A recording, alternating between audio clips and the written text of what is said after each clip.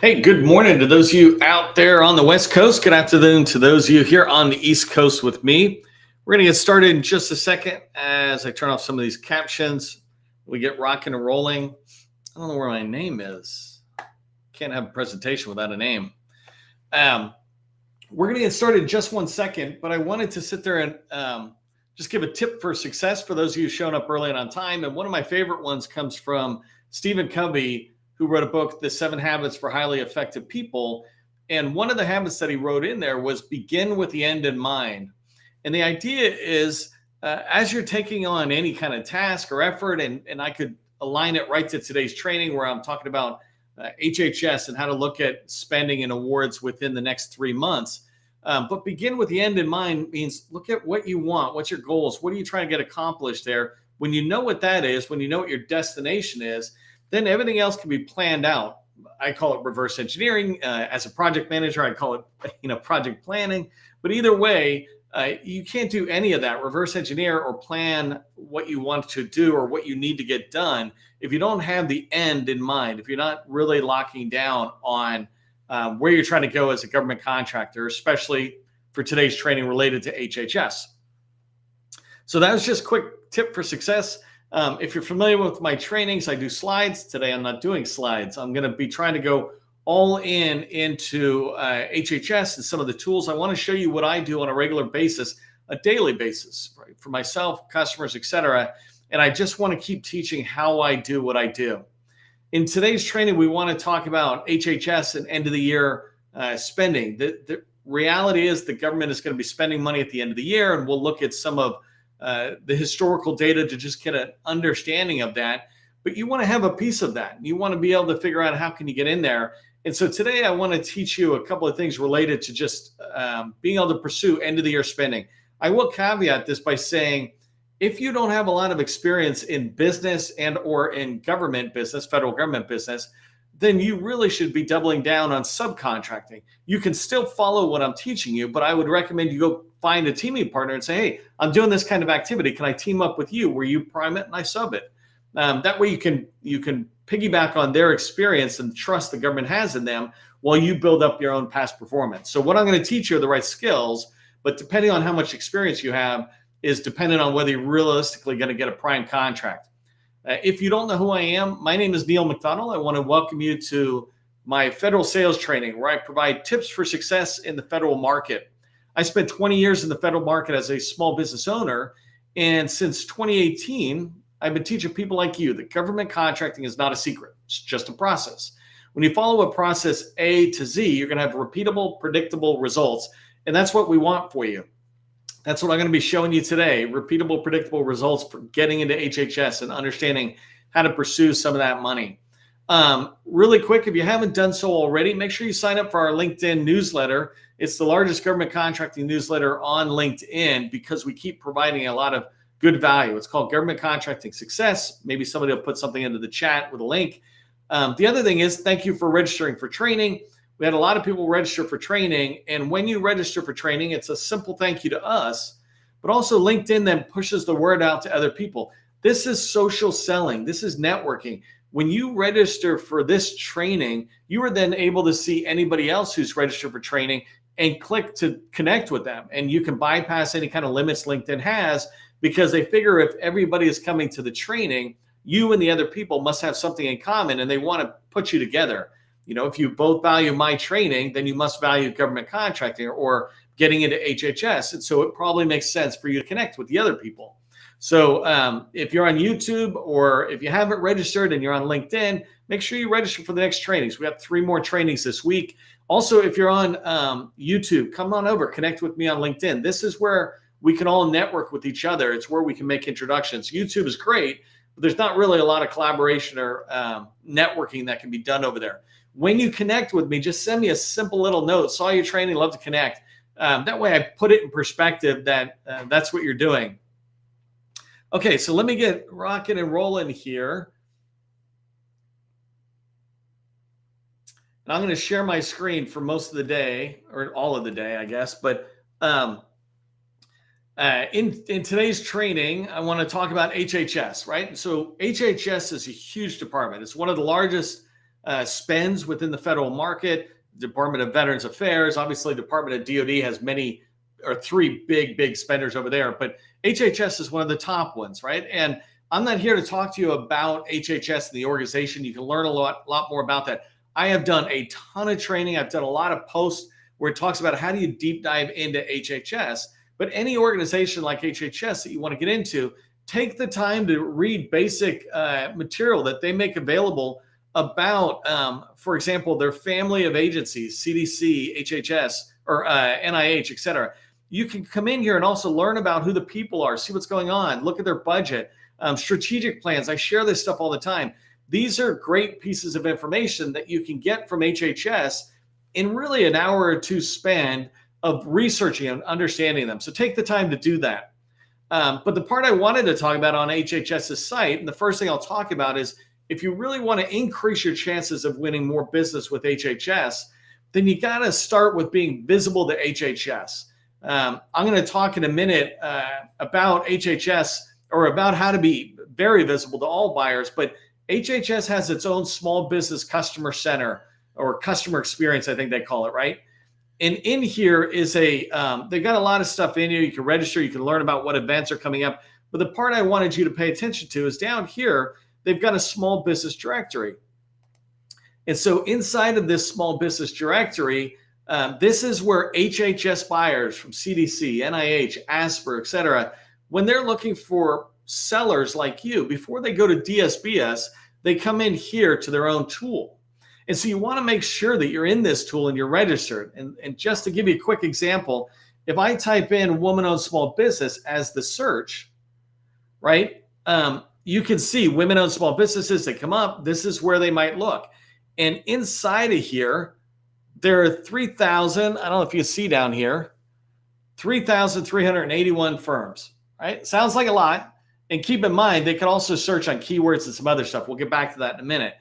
But 3,000 firms out there. But if you look at how many women-owned small businesses there actually are, and I'm just coming over to GovCon in a Box. If you haven't visited our new tool, definitely check it out, govconinabox.com.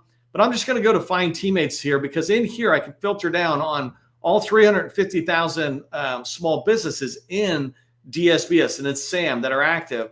And if I just said, show me women-owned small businesses, you can see down here at the bottom, there's 9,708 women-owned small businesses in DSBS. This is pulling data from DSBS. And remember, down here, it was 3,300. And so we've got this delta of 6,000 women-owned small businesses that aren't in there. And you can do this across the board, right? If I got rid of this and I said, show me one of the biggest ones, right? Just 8A is the easiest path to sales for the government. They could just buy from 8A, so it's a great path, et cetera, right? And there's 5,200 basically firms in DSBS, 8A firms. If I came back here and I said, just change this to, where do they got? So, oops, 8A. And I searched on this. Hopefully I did that search correctly. And if I come down here, look at this. There's 1,716 8A firms registered in HHS to sell. You would think that there's probably only about 1,000 or 2,000 8A firms, right? But if I come over here and I've searched that, 5,247 8A firms. HHS loves working with 8A firms. They prove that through their dollars, and we'll go look at their dollars in a second. But this stuff is something that is really easy to change. So take a minute and come over here and just type your company name into this thing. Like I'm using Graham as an example, and I can come back and get more people later. But if I come in and search on Graham Inc., actually, let me get rid of the Inc. part and try search. There you go. So if I search, I can see there's Graham Inc. and I know they're in here, right? So they're good to go. And you want to do that same quick search for you. The other thing is when you're registering inside of here, it's going to ask you a lot of questions. It's going to allow you to put a narrative, et cetera. Make sure you come over here and check your visibility score. And I'm just going to pull up Graham for 1 second because they're just the ones I remember at the moment, right? But if I come over here, I can see Graham right here at the top. They have a visibility score of 100 compared to like the other two that have 41. And so if I go in, what you see is that this company has a lot of visibility to the federal buyer because their profile is up to date. If I went into DSBS here, sorry, I went a little fast, but if I'm looking at their profile and I click on this little link, I can open their company in the source data. And here is DSBS, right? And so I can come in here and I can see as I come down that they have very good narratives and good use of keywords, a good amount of NES codes, et cetera, to get found. And they're showing that they have a lot of experience. And so this gives them that 100 score. Well, you want to populate your DSBS profile. So then when you come over to HHS, you can really speed it up and be able to just cut and paste from DSBS in. So let me just get this back. Let me close that. I'm going to go back to that 1 second. Okay, so first thing is make sure you're visible in there, right? If you want to have more business, you want to be able to track on it. The second thing is you can be tracking on RFIs. I was talking with Gus, who I do the workshops or BD Accelerator workshops with, and he runs that whole program with us. And he and I were talking this morning about visibility, right? How visible are we? How do you increase visibility? And he said, well, don't forget about RFIs, because that's one of the biggest ways we teach people on how to be visible. And so if you get a chance, when you're trying to pursue HHS, go in and look at their RFIs, see what's going on. There's multiple ways you can get to it. On our tool, you can just go in here really quick and type in HHS. And when you select it and hit search, now I can see from those, I can't remember what it was, 1,000 RFIs, you can see here at the bottom that there's 68 RFIs from HHS. And this is really good. And so I could go through there and try to pursue it. I might sit there and say, well, actually, this is a really interesting thing. If I hit 8A, there's no items. And this is something I learned in preparation for today's training, is that most of HHS's RFIs are not set aside. So let me show you. If I click on this one, preventative maintenance, and so it comes up, this is our tool where we're summarizing what's in SAM and we're bringing it back to make it pretty easy to see. So I can see some of this information, right? And I can decide whether this is good for me. If I like it, I could favorite it, that kind of stuff. But if I go in to SAM, when I'm in SAM and I'm looking at the actual data from the government, and I look down here, well, it's funny. I picked a bad example. So this one has a small business set aside, right? Let me come back here. So I would have found it. Hopefully this doesn't embarrass me. Come on, tool, work like you're designed. Good, there it is. So there's that one, right? But if I picked a different one, let me get rid of that and say, search this again. It's funny. You would have thought I would have favorited one that didn't do it. My point is, there you go. This is what's normal. In HHS, what I discovered is like 80%, 90% of their opportunities come out truly as a source is sought. So they haven't determined a set aside. And they're saying to you and to industry, if you think you can do this work, respond. And if you're a woman-owned small business or you're a hub zone small business, et cetera, then we're considering it. Compared to some other agencies, when I go in, I feel like everything's already been determined. So you want to come in, going back to visibility, you want to come in and start looking at HHS's RFIs and deciding which ones fit for you. I was looking at a couple that I might look at and say, okay, this one looks interesting. Let me save it. I can come back and explore. And if I'm in here, I could track on that. So it's a great way to do this. You could do keywords, et cetera, to see what might fit for you. But that's the second thing. First thing, make sure you're really visible, especially in HHS's tool. The next one was to make sure that you're looking at RFIs. You can go into HHS and see the forecast, but you really want to find sources sought, because this is the government reaching out to industry saying, tell us if you can respond. I'm working with customers who are averaging 2 to 4 responses now. They're really starting to pick it up because they're getting good at saying the same things and only writing to their sweet spot. That's the key when you're writing to HHS or anybody else, is make sure you're being seen as an expert in one area and you're not writing to many different things. Okay, the next thing I want to talk about is the money that's being spent and how are they spending it. So the first thing is, let's go back and look at what were the spending trends last year and then how we can think about that coming forward. So if you're not familiar, this is USA spending.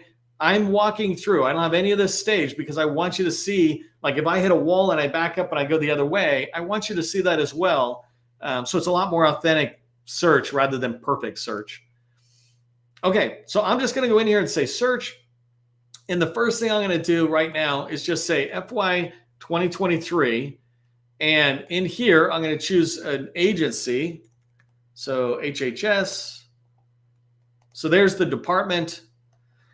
Let's just start with that.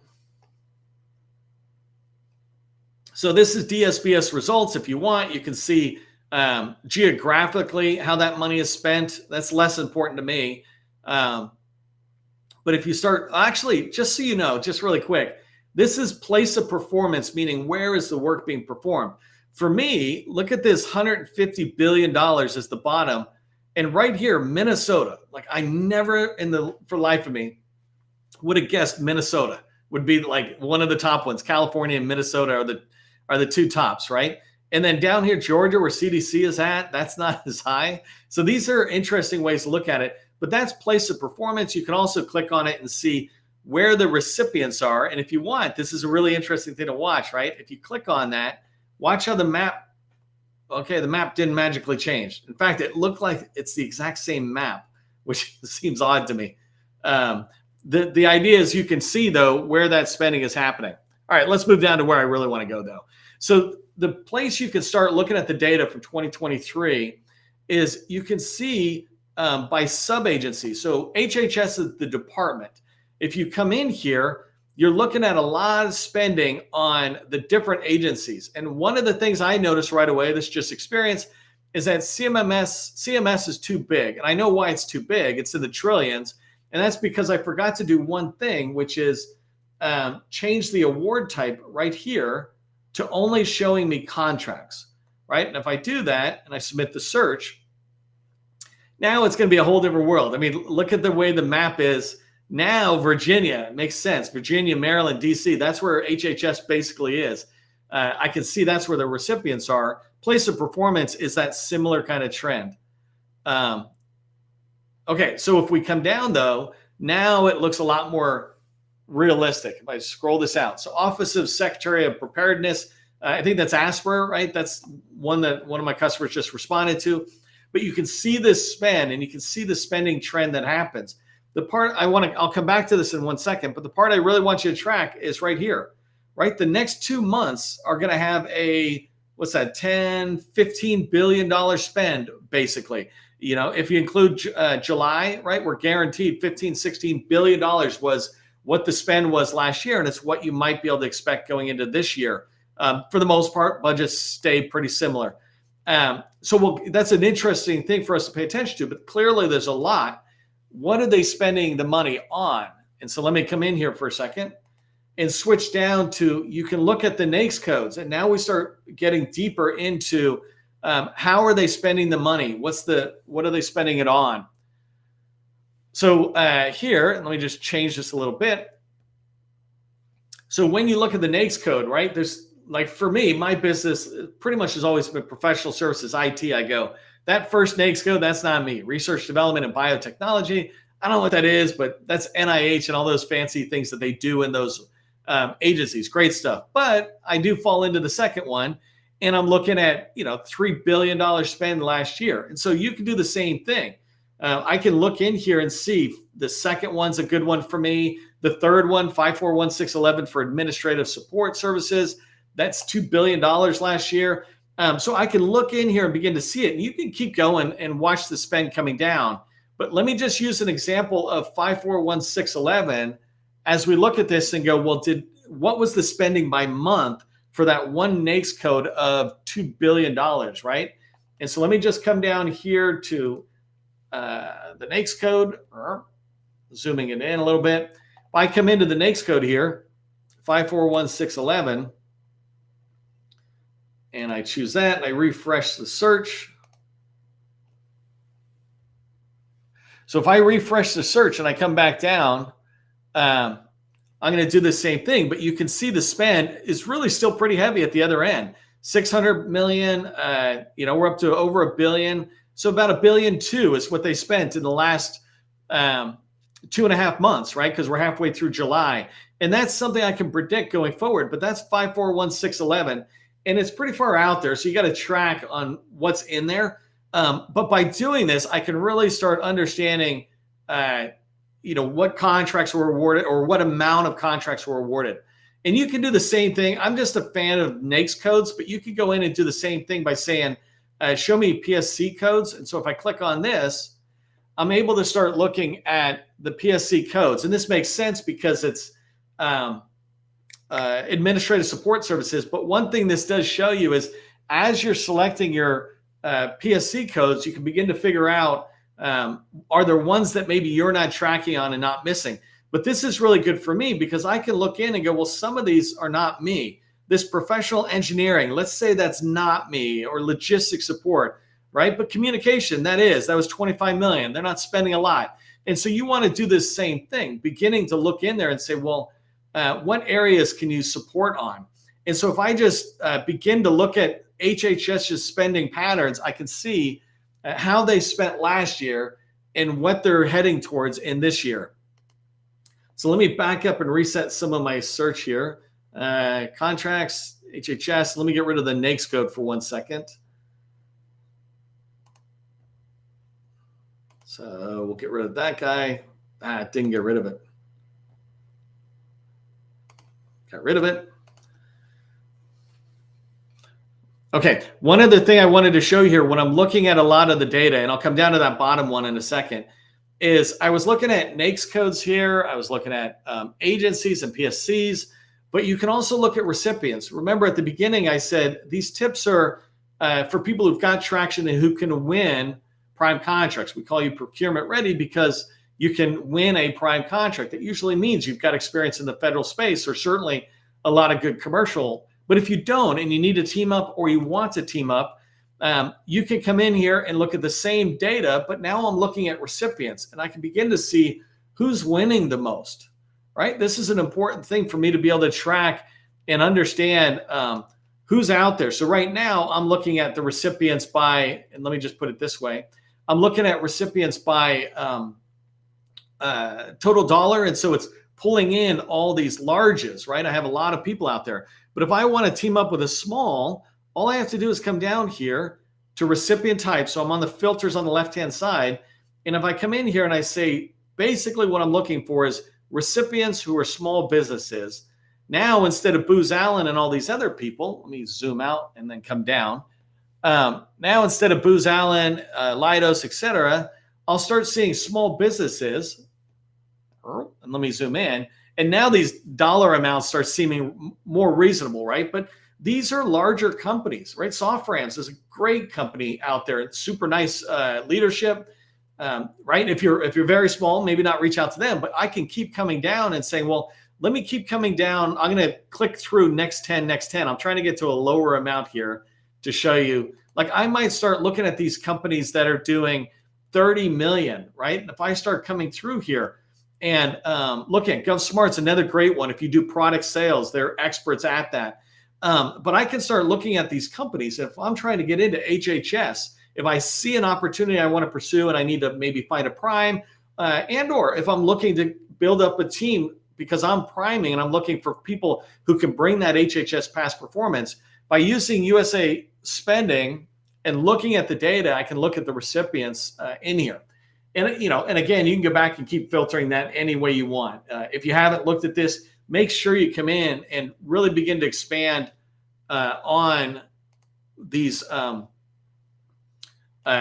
filters. Let me show you one last filter that I like that we'll put out there. And remember when I said contract type, something else you can do is right here, you can say show new awards only, right? In fact, let me just, let me reset this really quick so you see it.